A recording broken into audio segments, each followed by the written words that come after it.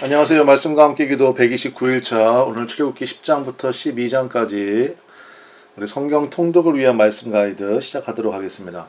자, 10장에 들어가면 1절에 여호와께서 모세에게 이르시되 바로에게로 들어가라. 내가 그의 마음과 그의 신하들의 마음을 완강하게 함은 나의 표징을 그들 중에서 보이기 위함이며. 여러분, 하나님의 가장 무서운 심판은 뭐냐면 내버려 두심입니다. 로마서에도 나오죠.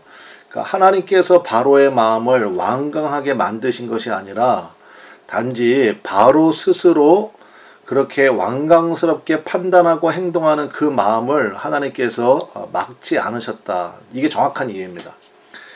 사실 바로에게는요, 제가 어제도 말씀드렸지만 돌이킬 수 있는 수많은 기회와 메시지가 주어졌습니다. 그러니까 가장 은혜를 받을 수 있는 좋은 기회를 가진 사람이 사실 바로잖아요. 그런데 자신의 그 완강한 마음 때문에 결국은 하나님께서 주시는 그 놀라운 기회들을 다 상실해 버린 것이죠. 그러니까 우리도 마찬가지입니다. 이 말씀을 묵상하면서 하나님께서 내게 은혜를 주셨을 때 반응을 잘해야 됩니다. 그래서 믿음은 결국 반응의 문제, 태도의 문제가 되는데요. 자, 3절에 한번 보겠습니다. 모세와 아론이 바로에게 들어가서 그에게 이르되 히브리 사람의 하나님 여호와께서 말씀하시기를 내가 어느 때까지 내 앞에 겸비하지 아니하겠느냐. 내 백성을 보내라. 그들이 나를 섬길 것이니라. 하나님께서 지금 사실은 바로에게 신방 가시는 거 아닙니까? 정확하게 전달해 주시잖아요. 그리고 하나님의 능력도 계속 보여주시잖아요. 그럼에도 불구하고 영접하지 않으면 그럼 이제 바로가 되는 거죠. 그러니까 우리가 무서운 말씀으로 이렇게 받아들일 수 있어야 되겠습니다. 자, 8번째 재앙이 이제 그래서 시작이 됩니다. 황충 재앙, 이제 메뚜기 재앙인데요. 5절에 보니까 메뚜기가 지면을 덮어서 사람이 땅을 볼 수 없을 것이라. 메뚜기가 내게 남은 그것 곧 우박을 면하고 남은 것을 먹으며 너희를 위하여 들에서 자라나는 모든 나무를 먹을 것이며. 그러니까 우박 재앙 뒤에 이제 이 황충 메뚜기 재앙이 이어지는데, 자, 7절 한번 보겠습니다. 바로의 신하들이 그에게 말하되 어느 때까지 이 사람이 우리의 함정이 되리이까. 그 사람들을 보내어 그들의 하나님 여호와를 섬기게 하소서. 왕은 아직도 애굽이 망한 줄을 알지 못하시나이까 하고. 바로의 신하들은 항복합니다. 이제 바로의 신하들은 8번째 재앙 메시지를 받고서는 이제 왕을 설득하는 거죠. 그래도 여전히 바로는 완강합니다. 그러니까 여러분, 주위에서 권면을 계속 하는데 그 권면을 듣지 않기 시작하면요, 이제 이게 진짜 망조가 들었구나, 바로와 같구나, 이제 이렇게 사실 우리가 분별이 되는 거죠. 그래서 사실 우리가 귀가 복을 받아야 됩니다. 그러니까 말씀이 잘 들리고 또 그 들린 대로 회개하고 순종하고 돌이키며 그러면서 하는 거죠. 누가복음 15장에 나오는 탕자가 그래서 살았잖아요. 아버지의 집이 생각이 나고 그리고 돌이켜 갔을 때 아버지께서 뭐 그 다음 내용은 다 아시는 거 아닙니까? 자, 이렇게 되니까 바로가 3차 제안을 합니다. 그래서 제가 3차 제안을 이렇게 파란색으로 계속 표시를 해놨는데요. 그렇게 하지 말고 너희 장정만 가서 여호와를 섬기라. 이것이 너희가 구하는 바니라. 이에 그들이 바로 앞에서 쫓겨나니라. 그래서 모세와 아론을 급히 불렀습니다. 바로가. 그래서 이제 3차 제안이 뭐냐면 장정만 가라는 것입니다. 그러니까 아내와 아이들은 다 남겨두고 재산도 다 남겨두고 어른들만 가라 이거였거든요. 그러니까 근데 2절에 보면요. 내게 내가 애굽에서 행한 일들 곧 내가 그들 가운데서 행한 표징을 내 아들과 내 자손의 귀에 전하기 위함이라. 이거 하나님의 말씀입니다. 그러니까 이렇게 하나님께 사시는 것은 사실은 교육적인 차원이 분명히 있다는 것입니다. 그래서 신앙교육이 얼마나 중요한지를 우리에게 보여주는 그런 말씀이거든요. 근데 마귀의 3차 제안은 뭐예요? 신앙이 전수되는 것을 막는 것이죠. 사사시대가 있지 않습니까, 여러분? 이 사사시대의 혼돈의 결과는 뭐냐면 여호수아 시대까지의 교육이 자녀들에게 전수가 안 된 거예요. 그러니까 결국 자녀교육의 실패가 원인이었음을 우리가 꼭 기억해야 됩니다. 그래서 장정방 가라. 이거는 절대로 우리가 수용해서는 안 되는 그러한 부분입니다. 아들이 고3이니까 너는 공부해. 그리고 엄마 아빠만 교회 간다. 큰일 날 일이죠. 16절부터 17절 바로가 모세 아론을 급히 불러 이르되 내가 너희 하나님 여호와 너희에게 죄를 지었으니 바라건대 이번만 나의 죄를 용서하고 너희 하나님 여호와께 구하여 이 죽음만은 내게서 떠나게 하라. 결국 버티다가 이제 메뚜기 재앙을 만났는데 뭐 감당이 안 되는 거죠. 그래가지고 급히 불렀다 이렇게 됐잖아요. 급히 불렀습니다. 그러니까 하나님께서 기회 주셨을 때, 그리고 더군다나 이거는요, 바로가 나의 죄를 용서해 달라, 그리고 내가 하나님 앞에 죄를 지었다. 여러분 이건 진정한 회개가 아닌 거 우리가 다 알고 있잖아요. 그냥 너무 현재의 고통이 심하니까 그 현재의 고통을 벗어나기 위한 임기응변적인 그러한 바로의 고백이었을 뿐입니다. 그리고 나서 이제 또 숨 쉴만 하니까 또 다시 완강한 마음을 드러냈거든요. 자, 9번째 재앙입니다. 이제 3일 동안의 흑암 재앙인데 22, 23절이요. 모세가 하늘을 향하여 손을 내밀매 캄캄한 흑암이 3일 동안 애굽 온 땅에 있어서 그 동안은 사람들이 서로 볼 수 없으며 자기 처소에서 일어나는 자가 없으되 온 이스라엘 자손들이 거하는 곳에는 빛이 있었더라. 여러분 아시죠? 애굽의 신들 중에 최고의 신이 태양신, 라라고 부르죠. 태양신이었습니다. 근데 3일 동안 캄캄함이 있잖아요. 그러니까 태양신의 무력화입니다.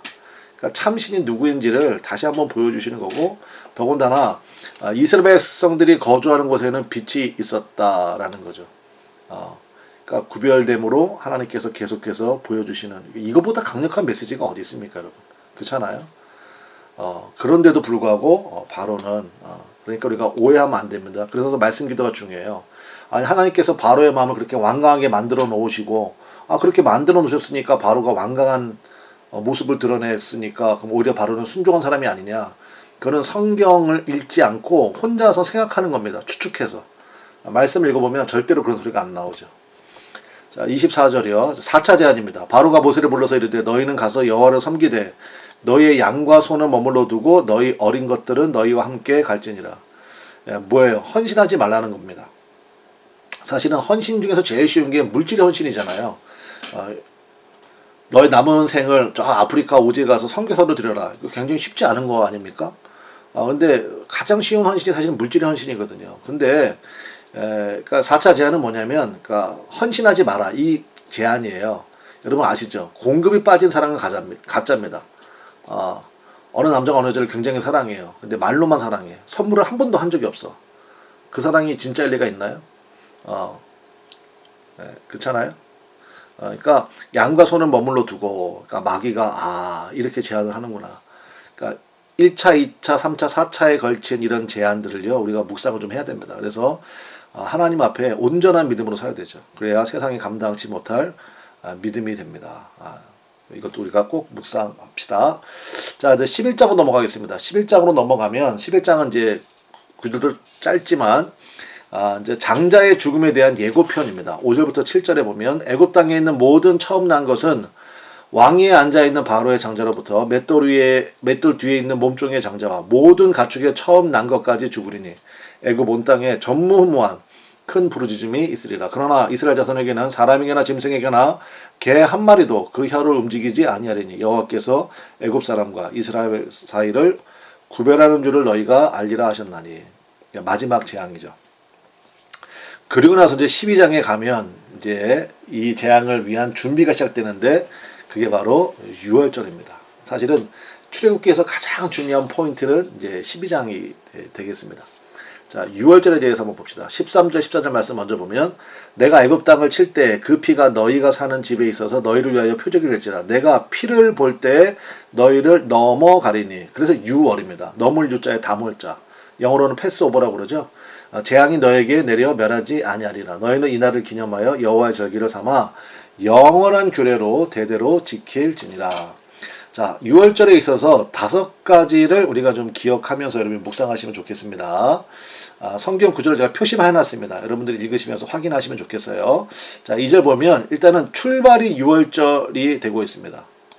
그래서 구원은요, 우리 예수 그리스도의 십자가로부터 시작되는 것입니다. 이게 첫 번째 메시지고요. 그 다음에 3절과 4절에 보면 제가 출발이라고 말씀드렸는데, 그러니까 이날 6월절에 시작되는 날이 이스라엘의 요즘 말로 말하면 1월 1일이 되는 셈이죠. 시작이 되는 날. 우리나라로 하면 정월 초하루 이렇게 되겠습니다. 그래서 이제 아비벌이라고도 부르고요, 니산월이라고도 부릅니다. 이제 니산월이라고 부른 것은 이제 나중에 이스라엘이 바벨론 포로 생활 70년을 마치고 와요. 마치고 와서 이제 그 히브리 달력이 좀 그 명칭이 변경이 됩니다. 그때부터는 니산월이라고 부르는데 이제 출애굽 시대에는 아비벌이 맞죠. 자, 그 아비벌, 그러니까 우리 말로 말하면 1월입니다. 1월 10일. 1월 10일에 어떻게 하냐? 1년 된 흠없는 수컷 양이나 염소를 가족 모두가 충분히 먹을 수 있는 분량으로 준비를 하는 겁니다. 식구가 만약에 너무 적다. 나 혼자 사는데요. 그러면 이웃과 함께 이렇게 할 수 있습니다. 자, 6절부터 8절 그리고 11절 보면 자 11일 해질녘에 12일에 우리가 보관했던 그 양이나 염소를 이제 도살하는 겁니다. 그러니까 4일 동안 그 양과 염소와 같이 지내는 거예요. 정이 들겠네요. 그죠? 애틋하겠죠? 그러니까 희생이 따르는 겁니다. 14일 해질녘에 도살 후 그 피를 집 출입구에 바르고요. 그 다음에 쓴 나물과 누룩 없는 빵, 그러니까 이제 이게 무교절이죠.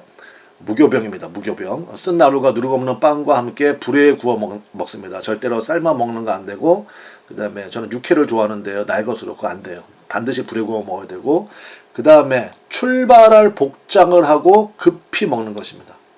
그러니까 완벽히 당장 어디 나갈 사람처럼 손에 지팡이를 잡고 뭐 허리띠를 띠고 완벽하게 풀 세팅을 하고 그리고 급히 먹는다.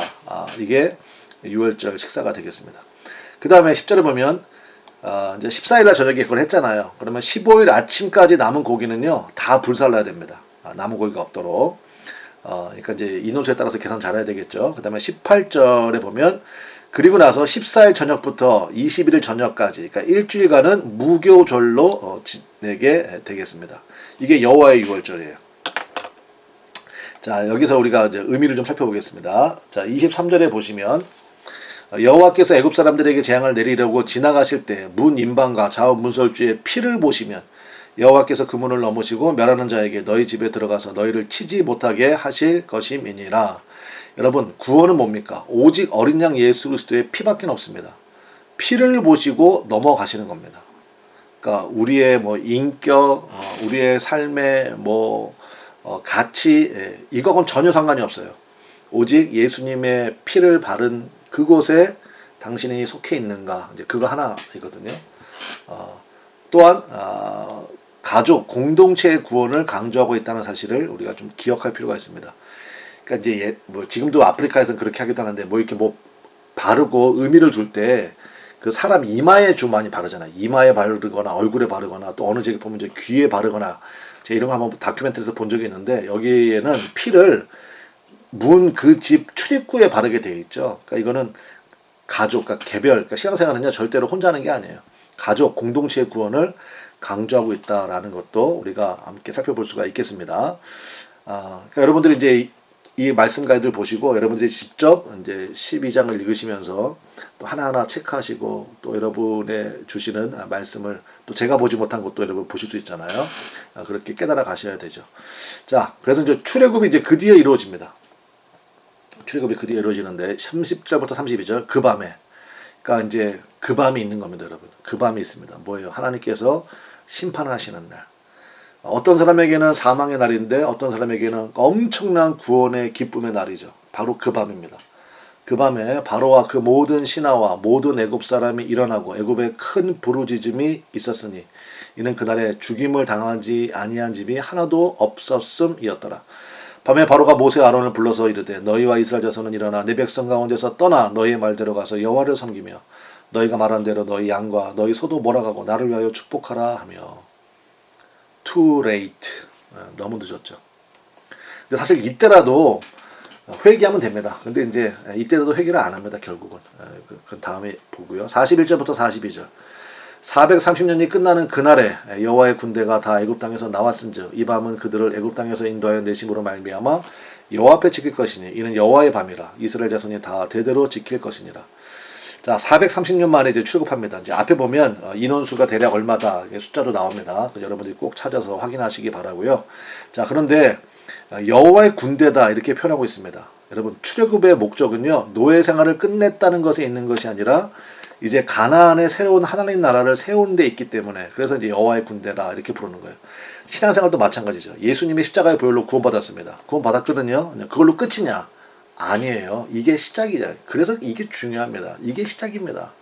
이제 내가 하나님의 사람으로 여호와의 군대로 이 땅 가운데 살아가는 게 필요한 거죠. 그러다 보면요, 내 아이의 부족한 모습이 깨지기도 하고, 인격적으로 성숙도 해야 되고, 참기도 해야 되고, 성령의 열매도 맺어야 되고, 뭐 이런 일들이 계속 우리 가운데 필요한 것이죠.